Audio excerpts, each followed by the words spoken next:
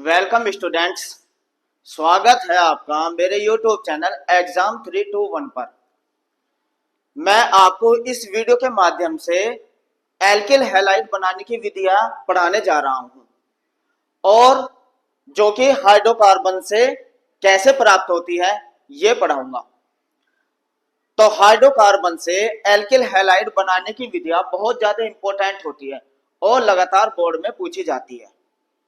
जो समीकरण होती है अगर आप उसको समझो कि किस तरीके से इसका स्वरूप होता है और कैसे ये बनती है तो समीकरण करने में आपको कोई परेशानी नहीं होती है।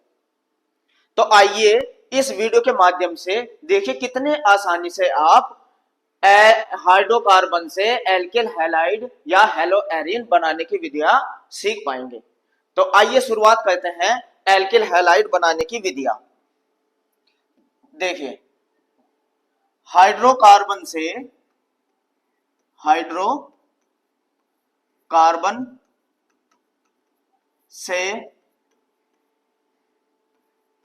एल्किल हैलाइड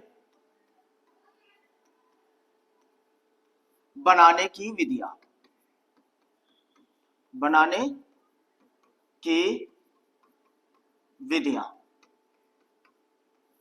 ये जो हाइड्रोकार्बन होते हैं इससे आप जब एल्किल हैलाइड प्राप्त करते हैं तो आपको पता होना चाहिए कौन कौन से हाइड्रोकार्बन से आप एल्किल हैलाइड प्राप्त कर सकते हैं। मैं इसका एक डायग्राम बना देता हूं, इसको बस आप समझिए और तुरंत रिएक्शन में अप्लाई करिए, तुरंत आपसे रिएक्शन बनाने आ जाएगी। अब आप ये समझिए, ये एल्के जो हाइड्रोकार्बन होती है इसमें हम दो विधियों से एल्किल हैलाइड प्राप्त करेंगे।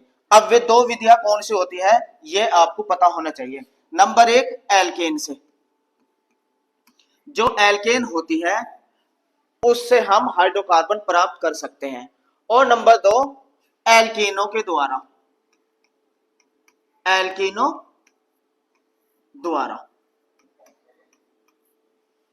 तो दो प्रकार के हाइड्रोकार्बन एल्केन और एल्कीनो से आप हाइड्रोकार्बन प्राप्त कर सकते हैं। अब जो एल्कीन होती है, एल्कीन जो होती है ये भी, इससे भी हम दो तरीकों से, दो प्रकार से एल्किल हैलाइड प्राप्त कर सकते हैं और वे दोनों के दोनों आप सबको पता हो, वे दोनों के दोनों आपको पता हो। जो एल्कीन होती है अगर उस पे हाइड्रोजन हैलाइड, इसको कहते हैं हाइड्रोजन हैलाइड, यदि आप एल्कीनो पे हाइड्रोजन हैलाइड की अभिक्रिया करते हैं तब भी आपको एल्किल हैलाइड प्राप्त होता है। और दूसरा हैलोजनों द्वारा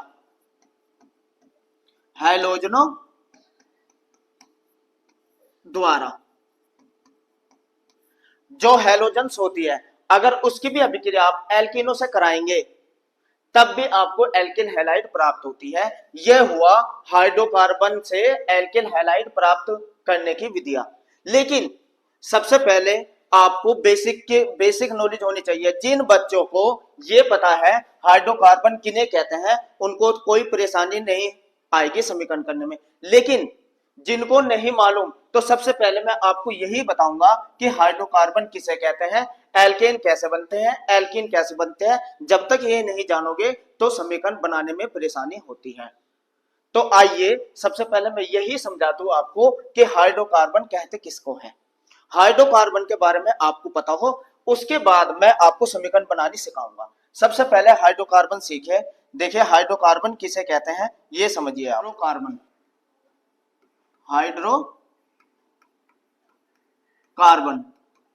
जैसे कि आप देख रहे हैं नाम से ही पता चल रहा है, हाइड्रो माने हाइड्रोजन और कार्बन माने कार्बन। वे तत्व या वे यौगिक जो केवल कार्बन और हाइड्रोजन सब मिलकर बने होते हैं हाइड्रोकार्बन कहलाते हैं। क्या? जो तत्व कार्बन और हाइड्रोजन से मिलकर बने होते हैं हाइड्रोकार्बन कहलाते हैं।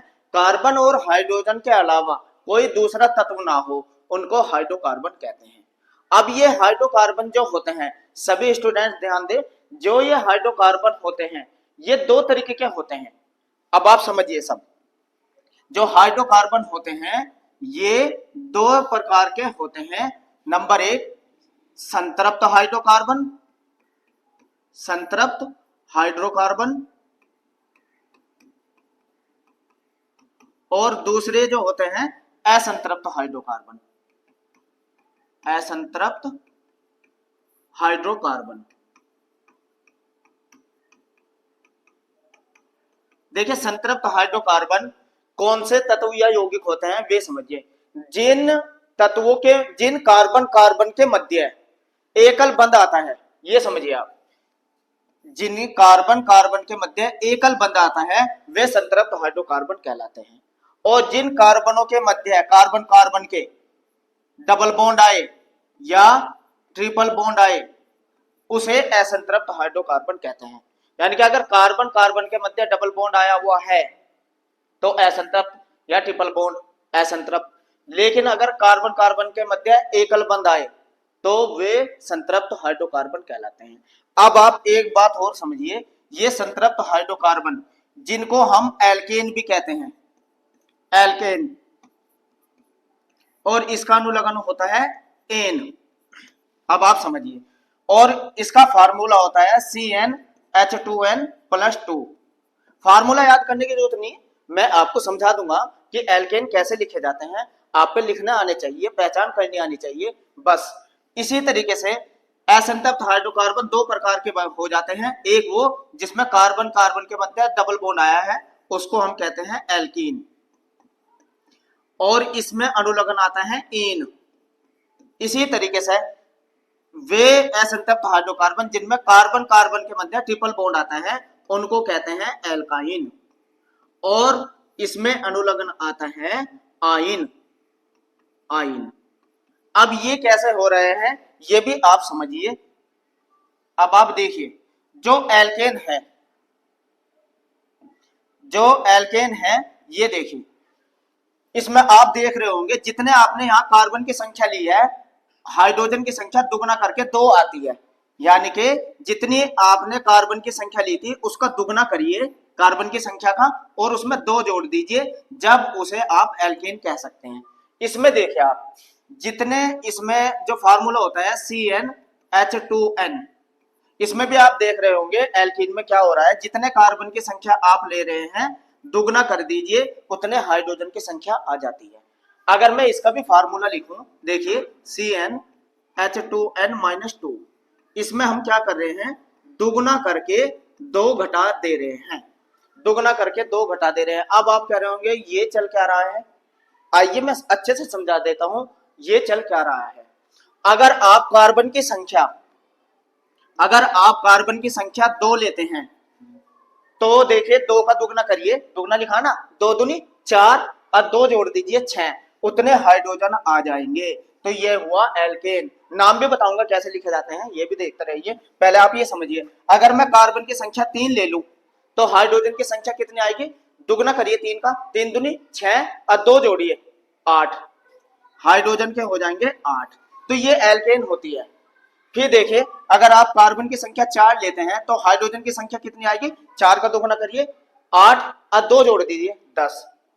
तो ऐसे सूत्र जहां भी आपको दिखाई दे जिसमें कार्बन की संख्या दुगना करके 2 जोड़ने से हाइड्रोजन की संख्या लिखी हुई है तो आप उसे एल्केन कहते हैं।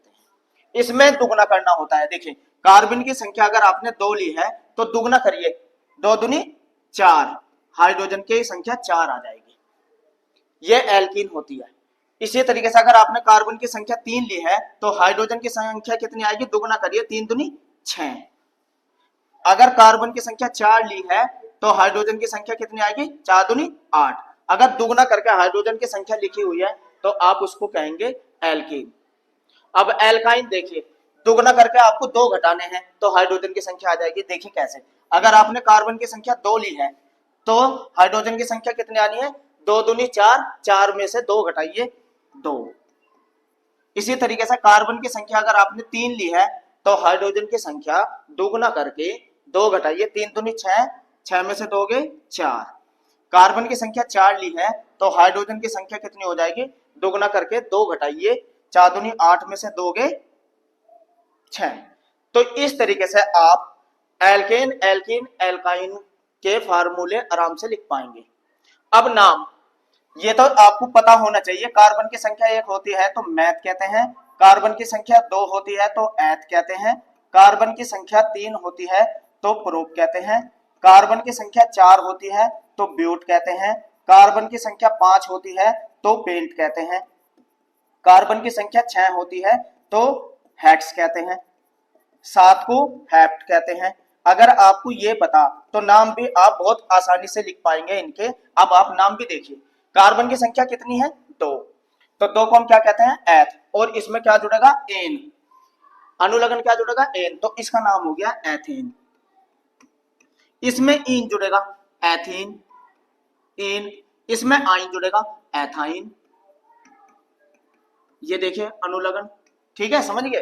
कार्बन की संख्या 3 है तो इसको कहते हैं प्रोप, तो ये हो जाएगा प्रोप, इसमें एन जोड़िए प्रोपेन, इसमें इन जोड़िए, कार्बन की संख्या 3 है ना तो प्रोप इन, इसमें प्रोपाइन, ठीक है। ऐसे ही ये, इसमें कार्बन की संख्या 4 है तो but ane butane, ene butene और यो ब्यूटाइन। इसी तरीके से कार्बन की संख्या के आधार पर आप लिख सकते हैं pentane, pentene, pentyne, hexane, hexene, hexyne. ये तो आ गया आपको फार्मूला लिखना। अब समीकरण में इनका प्रयोग कैसे होता है अब आप ये भी समझिए। समीकरण में भी तो लिखनी है इनको, समीकरण में लिखना सीखिए। अगर मैं आपसे बोलूं ब्यूटाइन लिखिए, ब्यूटीन, क्या बोला मैंने ब्यूटीन, तो आपको कुछ नहीं करना। ब्यूट में कितने कार्बन आते हैं देखिए, 1 2 3 4 कार्बन आते हैं ब्यूट के अंदर। ब्यूट में कार्बन के 4 अणु होते हैं, 4 ऐसे लिख लीजिए। इन आया ना, तो किसी भी कार्बन पे चाहे यहां आप डबल बॉन्ड लगा दीजिए, बाकी सबसे सिंगल बॉन्ड। ये बात समझ में आ गई। और हाइड्रोजन कार्बन की संयोजकता 4 होती है, प्रत्येक कार्बन के 4 संयोजकता आप पूरी कर लीजिए। अब देखिए इस कार्बन पे एक संयोजकता आई है, ये तो 4 हर एक कार्बन की संयोजकता 4 होनी चाहिए। देखिए हो गई ना इस कार्बन की संयोजकता 4। अब इसकी भी करिए, 1 2 संयोजकता है, 3 4, 1 2 3 अरे 4, 2 है ना इस कार्बन के पे, 3 4, हर एक कार्बन की संयोजकता 4। जैसे ही आप करेंगे तो यहां हाइड्रोजन लगा दीजिए, हाइड्रोजन लगा दीजिए, तो ये बन गई। या इसको ऐसे भी लिख सकते हैं, इस C पे H के 3 आए हैं, CH3 single bond, CH2 single bond, CH, इस पे CH है ना, और डबल बॉन्ड CH2, यही हो गई ब्यूटाइन। और संख्या देगा 1 दिया तो 1 पे ही डबल बॉन्ड लगेगा, 2 देते तो 2 इस यहाँ डबल बॉन्ड लगता, ब्यूटीन 2 लिख देते तो दूसरे कार्बन पे डबल बॉन्ड लगता। ये बात समझ में आ गई। जब तक आप ये सूत्र लिखना नहीं सीखोगे आप पे हाइड्रोकार्बन बनानी नहीं आएगी और हेलो एल्केन फिर प्राप्त करने में दिक्कत आ जाएगी। क्योंकि जब समीकरण देते हैं तो वहां यही लिख के देते हैं कि ब्यूटेन 2 पर एल्केन हैलाइड की अभिक्रिया करिए। अब जब आप ये सूत्र ही नहीं बना पाएंगे तो आप बताइए क्या समीकरण बन जाएगी। इसलिए सबसे पहले ये भी तो आपको सूत्र लिखना आना चाहिए। देखिए और कैसे लिखे जाते हैं, 1 2 की प्रैक्टिस करा देता हूं। अगर मैं आपसे बोलूं, अगर मैं आपसे ये कह दूं कि अब आप लिखिए पेंटीन 2, क्या बोला मैंने पेंटीन 2। पेंट में कितने कार्बन आते हैं आपको पता होना चाहिए। पेंट में 5 कार्बन लिखे, 1 2 3 4 5, ये 5 कार्बन आ गए, ठीक है। अब दूसरे नंबर पे चाहे इधर से काउंटिंग करिए तो दूसरा कार्बन ये है, चाहे इधर से करिए 1 2 तो दूसरा कार्बन ये है। जिधर से भी आप काउंटिंग करेंगे उधर, ये देखिए मैं यहां से कर देता हूं 1 2 3 4 5। अब दूसरे नंबर पे इन आया हुआ है तो दूसरे कार्बन के बीच में डबल बॉन्ड जोड़ दीजिए, बाकी सबसे सिंगल बॉन्ड जोड़ दीजिए। सबसे पहले ये काम करिए, जिस कार्बन पे बोला है उसी पे डबल बॉन्ड लगाइए क्योंकि इन में डबल बॉन्ड आता है। अब क्या करना है, कार्बन की संयोजकता 4 पूरी कर लेनी है। ये हो गई इस कार्बन की 4 संयोजकता। इस पे देखिए 1 2 3 अरे 4, 1 2 3 अरे 4, 1 2 3 अरे 4, 1 2 3 4 ऐसे। और हाइड्रोजन जोड़ दीजिए, हाइड्रोजन जोड़ दीजिए। चाहे इसको आप ऐसे भी लिख सकते हैं, देखिए हाइड्रोजन की संख्या भी पूरी आ गई। इसे इस सी पे हाइड्रोजन के 3 हैं तो CH3 सिंगल बॉन्ड, CH ये ना CH डबल बॉन्ड, इसे देख के लिखते जाइए CH single bond, CH2 single bond, CH3। तो ये बना इसका सूत्र।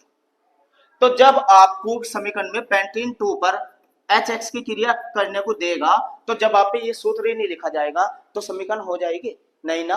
तो सबसे पहले आपको बेसिक नॉलेज होना बहुत जरूरी है और ये भी पता होना चाहिए कि किस तरीके से ये जुड़ती है। ठीक है, अब आप चलिए अब समीकरण सीख लेते हैं। अब चलते हैं हाइड्रोकार्बन बनाने की विधियों पे। देखिए कैसे बनता है। सबसे पहले ही एल्केनो से, हेडिंग डालिए एल्केनो से हाइड्रोकार्बन, एल्केनो से एल्किल हैलाइड, एल्किल हैलाइड प्राप्त करना, प्राप्त करना। अब देखिए एल्केनो से कैसे प्राप्त करते हैं एल्किल हैलाइड। इसमें आप लिखिए थोड़ा सा, सूर्य के प्रकाश की उपस्थिति में, सूर्य के प्रकाश की उपस्थिति में या 400 डिग्री सेल्सियस पर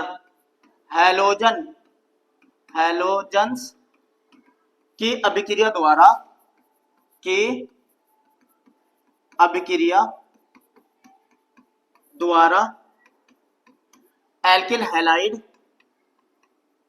एल्किल हैलाइड प्राप्त होते हैं। अब आप ये समझिए, अगर आप ये देखें मैथेन की क्रिया किसी भी हैलोजन से, यानी कि Cl2 ले लीजिए, हैलोजन से कराते हैं, लेकिन यहाँ कंडीशन रहती है। कंडीशन ये रहती है या तो 1:1 रहे दोनों के बीच, या मैथेन की संख्या ज्यादा हो, इसकी संख्या क्या हो, मैथेन की ज्यादा हो और क्लोरीन की संख्या कम हो।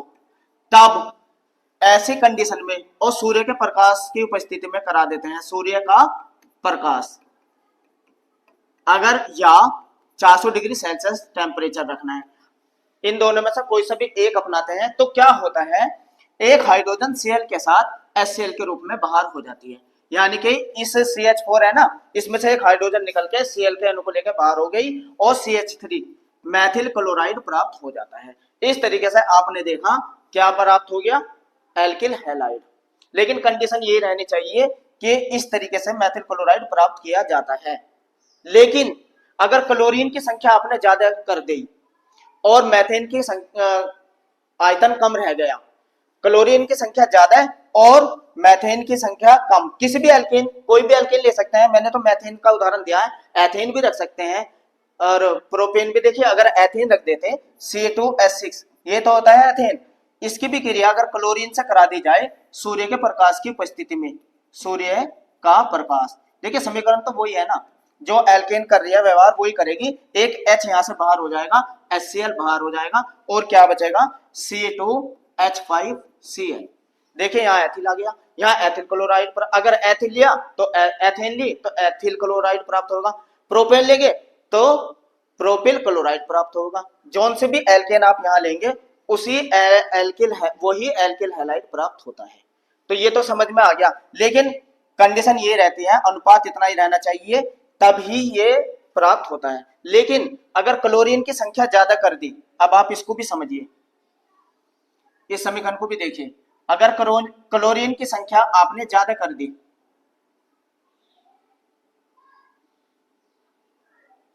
अब आप ये देखिए नंबर 2, क्लोरीन की संख्या ज्यादा लेने पर, नंबर 2 समीकरण देखिए, मैथेन ही ले लेते हैं। जब इसमें क्लोरीन की क्रिया कराते हैं, सूर्य के प्रकाश की उपस्थिति में होती है, सूर्य का प्रकाश ये चलती रहेगी। अब क्या होता है, इसमें से एक HCl निकल जाएगी। पहली समीकरण तो ऐसे ही होती है, मैथिल क्लोराइड बनता है, मैथिल क्लोराइड बनता है। लेकिन ये अभिक्रिया फिर आगे होती है, जैसे ही इस अभिक्रिया फिर इसकी क्रिया क्लोरीन से, क्योंकि क्लोरीन की संख्या ज्यादा ली हुई है, फिर HCl निकल जाएगा, HCl निकल जाएगा। अब आप देखिए HCl जब निकल गया तो हाइड्रोजन की संख्या यहाँ 2 रह गई क्योंकि एक H यहाँ आ गया और Cl इसके साथ जुड़ गया Cl2, ये बन गया मैथिलीन क्लोराइड। ये क्रिया अभी फिर आगे होती है, क्लोरीन फिर अभिक्रिया करता है और HCl फिर बाहर निकल जाता है और अब क्या प्राप्त होता है, CHCl3। ये क्लोरोफॉर्म प्राप्त होता है। क्लोरोफॉर्म प्राप्त करने की भी ये एक औद्योगिक विधियां है। क्लोरोफॉर्म इसको कहते हैं क्लोरोफॉर्म, ये बहुत इंपॉर्टेंट है। क्लोरोफॉर्म भी बनाया जाता है, लेकिन ये अभिक्रिया आगे भी हो सकती है। अगर क्लोरीन की संख्या आपने फिर मिलाई तो HCl फिर बाहर हो जाता है, यहाँ से एक हाइड्रोजन ये बाहर हो जाएगा और Cl का अणु जुड़ जाएगा CCl4। तो आप इस समीकरण में देख रहे हैं हाइड्रोजन की संख्या कम होती जा रही है और क्लोरीन की संख्या बढ़ती जा रही है।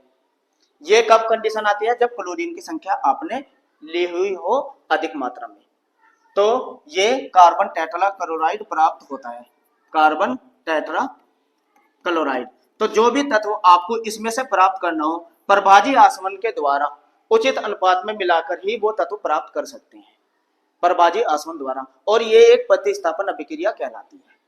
ये बात समझ में आ गया। अब किसी भी एल्केन से अगर अभिक्रिया होती है तो प्रोसेस यही होता है। ये हुआ एल्केन के द्वारा हाइड्रोकार्बन प्राप्त करना, बहुत इंपॉर्टेंट है। औद्योगिक विधि होती है ये क्लोरोफॉर्म प्राप्त करने की, यहां तक ही कर सकते हैं क्लोरोफॉर्म अगर आपको प्राप्त करनी हो। अब देखिए नंबर दो समझिए। अब आप हेडिंग डालिए एल्कीनो के द्वारा। नंबर दूसरा, एल्कीनो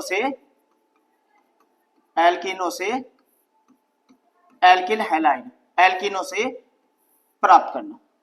क्या प्राप्त कर रहे हैं, एल्किल हैलाइड। अब इसमें भी आप थोड़ा सा लिखिए ताकि आपको पता चले किस तरीके से होती है।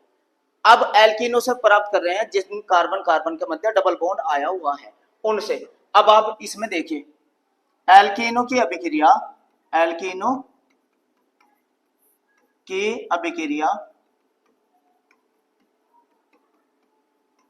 Alkyl halide hydrogen halide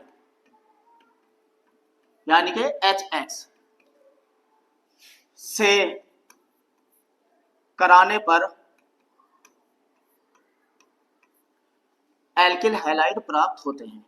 alkyl halide प्राप्त होते हैं। पहले नंबर की तो यही है। कोई एल्कीन लीजिए, देखिए मैं एक एल्कीन ले लेता हूं, ethene, CH2 double bond CH2, ये एथीन है। जब इस एथीन की अभिक्रिया आप HCl, मैंने Cl ले लिया, या HBr ले लीजिए, चाहे Cl रखिए चाहे Br रखिए। चलिए मैं Br रख देता हूं ताकि चलो HCl से ही करा देते हैं, कोई नहीं। तो होता क्या है, ये एक योगात्मक अभिक्रिया होती है।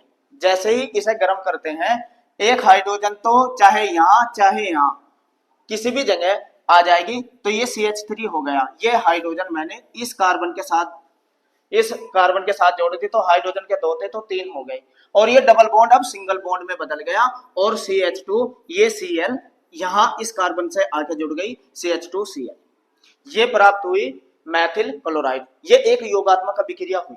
लेकिन दिक्कतें कब आती है, जब असंतृप्त हाइड्रोकार्बन होती है। असंतृप्त, ये समझिए, बहुत मोस्ट इंपोर्टेंट, ये समझिए, अगर असंतृप्त हाइड्रोकार्बन होती है असम्मित कार्बन वाली। अब असम्मित कार्बन आपकी समझ में आना चाहिए, असम्मित कार्बन कौन सी होती है। अब आप समझिए, अगर मैं प्रोपीन लिख दूं, CH3 CH double bond CH2, ये प्रोपीन है। और अब इसकी क्रिया मैं Br2 से करा दूं, Cl2 की जगह मैंने Br ले लिया, वो HBr ले लिया, ये नहीं है, ठीक है, HBr लिया हुआ है। अब आप देखिए, सबसे पहले तो असम्मित कार्बन किसे कहते हैं ये समझिए। ये जहां डबल बॉन्ड आता है, अगर आप इसे यहां से देखें तो इधर कार्बन की संख्या 2 है, इधर कार्बन की संख्या 1 है, तो ऐसी हाइड्रोकार्बन असम्मित हाइड्रोकार्बन कहलाते हैं। यह असममित कार्बन, डबल बॉन्ड पे आप इधर देखिए, इधर एक कार्बन आया हुआ है, इधर दो कार्बन, तो ऐसी कंडीशन असममित कार्बन कहलाते हैं। ये तो बात समझिए। अगर असममित कार्बन पर HBr की क्रिया कराई जाए तो अब आप ये समझिए, अब मार्कोनिक का रूल लागू हो जाता है। मार्कोनिक के रूल से ही अभिक्रिया होती है। अब मार्कोनिक का रूल समझिए क्या कहता है।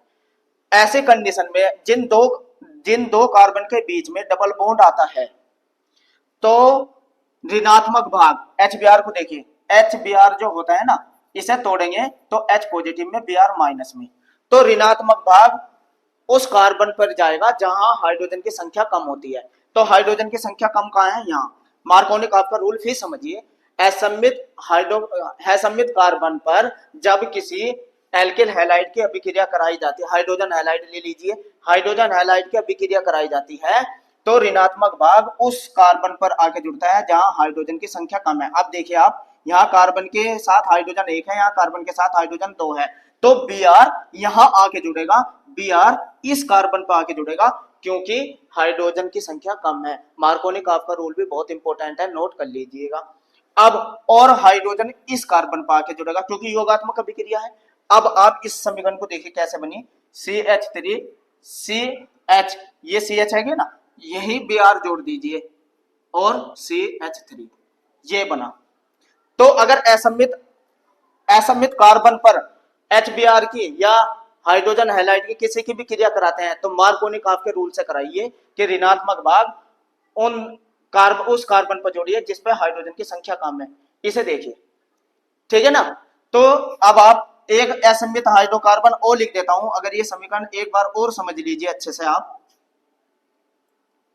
देखिए, फिर देखिए, अगर मैं ये समीकरण फिर समझाऊं आपको, समझ में आना चाहिए बस आपके। देखिए अगर मैं यहां तत्व ले लेता हूं CH3 CH CH2 CH double bond CH2, ये ले लिया और इसकी क्रिया फिर मैं HBr से करा रहा हूं। अब आप देखिए HBr से, तो देखिए यहां डबल बॉन्ड, यहां देखिए इधर कार्बन 3 है, डबल बॉन्ड से इधर कार्बन 1 है, तो असममित कार्बन हुए ना। तो अब देखिए मार्कोनिक के रूल के अनुसार जो ऋणात्मक भाग है Br वाला, ये जाएगा उस कार्बन पर जहां हाइड्रोजन की संख्या कम है और ये हाइड्रोजन जाएगी इस कार्बन पर, ठीक है, योगात्मक अभिक्रिया है। तो क्या बनेगा, अब आप देखिए क्या बना है, यहां लिख देता हूं CH3 single bond CH2 single bond. अब यहाँ CH के साथ यहाँ Br आ जाएगा, ये Br इस CH पर आ जाएगा और ये डबल बॉन्ड सिंगल बॉन्ड में बदल जाएगा और ये हो जाएगा CH3। तो ये बनेगा 2 ब्रोमो ब्यूटेन, क्योंकि दूसरे नंबर पर ब्रोमो जुड़ा हुआ है ना, 2 ब्रोमो ब्यूटेन। क्लियर, समझ में आया। लेकिन अगर किसी परऑक्साइड की उपस्थिति में ही यह अभिक्रिया कराई जाए, देखिए अब यहां ध्यान दीजिए, यही अभिक्रिया मैं दोबारा लिख देता हूं, ये समझिए बहुत ज्यादा मोस्ट इंपोर्टेंट पोर्शन आप पढ़ रहे हैं केमिस्ट्री का, इसे जरा ध्यान से समझते हुए चलिए। देखिए समीकरण मैंने सेम लिख दी, यही सेम समीकरण है ब्यूटेन 1 पर जब अभिक्रिया कराते हैं हाइड्रोब्रोमाइड की। और अगर कोई मैंने कार्बनिक परऑक्साइड लिया, बेंजाइल परऑक्साइड ले लिया मैंने, बेंजाइल परऑक्साइड लिया, कोई कार्बनिक परऑक्साइड लिया या ऑक्सीजन ली, ऑक्सीजन की उपस्थिति में भी अगर अभिक्रिया, ये तो सामान्य टेम्परेचर पर हो रही थी, अगर आपने इस अभिक्रिया में कोई बेंजाइल परऑक्साइड की उपस्थिति दर्शा दी या ऑक्सीजन की उपस्थिति, या क्या लिख सकते हैं ऑक्सीजन, बहुत मोस्ट इंपोर्टेंट चीज है, फिर ये खेरेस प्रभाव हो जाता है, खेरेस प्रभाव या एंटी मार्कोनिक का रूल या परऑक्साइड प्रभाव भी कह सकते हैं, तीन नाम से कह सकते हैं इसे, खेरेस प्रभाव या परऑक्साइड प्रभाव या एंटी मार्कोनिक रूल। अब उल्टा हो जाता है मार्कोनिक का, जैसे ही आपने इसमें कोई कार्बनिक परऑक्साइड मिलाया, अब ये अभिक्रिया उल्टी हो जाती है, मतलब अब के ऋणात्मक भाग उस कार्बन पर जाएगा जहां हाइड्रोजन की संख्या कम है, जबकि मार्कोनिक ये कह रहा था कि उस कार्बन पे जाएगा जहां हाइड्रोजन की संख्या कम है। लेकिन जैसे ही कोई परऑक्साइड मिलाया आपने, कार्बनिक परऑक्साइड या ऑक्सीजन ली, समीकरण सेम है। यहां से देखना है कि आपके एग्जाम में कौन सी पूछी जा रही है, उपस्थिति में पूछी जा रही है तो ऋणात्मक भाग आपके उस पर जाएगा जहां हाइड्रोजन की संख्या कम है।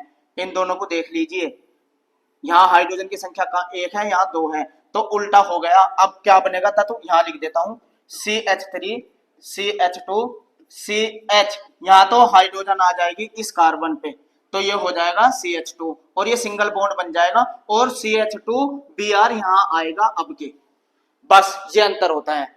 अगर पेरोक्साइड दिया है तो ऋणात्मक भाग वहां जाता है जहां हाइड्रोजन की संख्या अधिक होती है, अगर नहीं दिया तो फिर मार्कोनी काफ के रूल के अकॉर्डिंग समीकरण कर देनी है। अब तो समझ में आई, एल्किन बहुत मोस्ट इंपोर्टेंट अभिक्रिया होती है, समझ में आया, योगात्मक अभिक्रिया देते हैं। अगर असम्मित हाइड्रोकार्बन की बात हो रही है, सम्मित होती तो किसी को कहीं भी जोड़िए, हाइड्रोजन और ऋणात्मक भाग कहीं भी जोड़िए, लेकिन असम्मित है तब मार्कोनी काफ का रूल लागू होता है, या अगर पेरोक्साइड दिया है तो खेरस प्रभाव लागू होता है। ये बहुत ज्यादा इंपॉर्टेंट समीकरण है, इसको ध्यान से समझिए। अब लास्ट अभिक्रिया देख लीजिए एक बार, हाइड्रोकार्बन से बनानी सीख रहे हैं आप। अब देखिए एक बार, हैलोजन से अभिक्रिया नंबर दूसरी इसमें ही हेडिंग डालिए, इसी का दूसरा भाग, एल्कीनों पर, एल्कीन से ही प्राप्त कर रहे हैं ना, एल्कीन से दूसरा भाग, एल्कीन पर हैलोजन की अभिक्रिया कराने पर,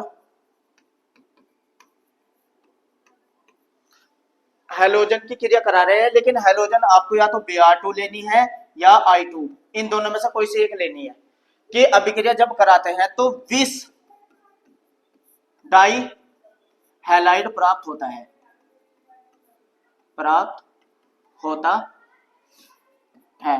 अब आप ये समझिए, छोटी सी छोटी बातों को समझिए, 20 शब्द आया, 20 हैलाइड कौन सी होती है, 20 हैलाइड समझिए, 20 हैलाइड समझा दूं, ये समझिए पहले, जब ये तो समीकरण बनानी आएगी। अगर अलग अलग कार्बन पर हैलोजन का कोई भी अणु जुड़ा हुआ है, एक्स दिखा दे रहा, हैलोजन का अणु जुड़ा हुआ है अलग अलग कार्बन पर, जब इस कंडीशन को हम 20 बोलते हैं। और यदि एक ही कार्बन पर, एक ही कार्बन के हैलोइड का अणु, दोनों हैलोइड का अणु एक ही कार्बन के जुड़े हो, जब इसे जैम कहते हैं। इस कंडीशन को हम क्या कहते हैं, जैम। ये सभी बच्चों को पता हो, समीकरण जब करते हैं तो ये पता हो। लेकिन एल्कीनों की जब अभिक्रिया कराते हैं किसी भी हैलोजन से, हैलोजन का मतलब हुआ Cl2 या Br2 या I2 या F2, ये हैलोजन्स होती है। जब भी क्रिया कराते हैं किसी भी एल्कीन से, इनमें से, तो हमेशा कौन सी प्राप्त होती है, 20। चलिए समीकरण करके दिखा देता हूं, आपकी समझ में आ जाएगी समीकरण के द्वारा। देखिए अब समीकरण से समझिए, आप कोई भी एल्कीन ले लीजिए। देखिए अगर मैंने लिया ethene CH2 double bond CH2, ये एथीन ली, एथीन की क्रिया अगर मैं Cl2 से करा दूं, एथीन की क्रिया Cl2 से करा देता हूं, तो अब देखिए क्या होता है, अभी मैंने बताया ना 20 प्राप्त होती है, CH2 और ये क्लोरीन के अणु यहाँ आके जुड़ जाएंगे, डबल बॉन्ड सिंगल बॉन्ड में बदल जाएगा और ये क्या जाएगी 20 डाई एथीन, ठीक है ना। तो डाई हैलाइड बन गई 20 प्रकार की। तो ये होता है बहुत ज्यादा इंपॉर्टेंट। तो आपने ये सीखा हाइड्रोकार्बन से एल्किल हैलाइड बनाने की विधियां, जो कि बहुत ज्यादा इंपॉर्टेंट है, मार्कोनी काफ के रूल से भी आप सीखे। बस आप पे असंतृप्त और सम्मित असम्मित एल्केनों को ध्यान में रख के बना देनी है, पेरोक्साइड प्रभाव से भी बच के चलना है, अच्छे से समझ लेना है कि किस तरीके से बन रही है। तो मैंने बेसिक से ही आपको ये रिएक्शन समझाई है, आई होप आपकी समझ में आई होगी, और मैं आशा करता हूं कि मेरी वीडियो आपको पसंद आ रही है। तो अगर पसंद आ रही है तो लाइक करिए, कमेंट्स करिए और सब्सक्राइब करना ना भूले। मिलते हैं मेरी नेक्स्ट वीडियो में एल्किल हैलाइड बनाने की वीडियो के साथ ही।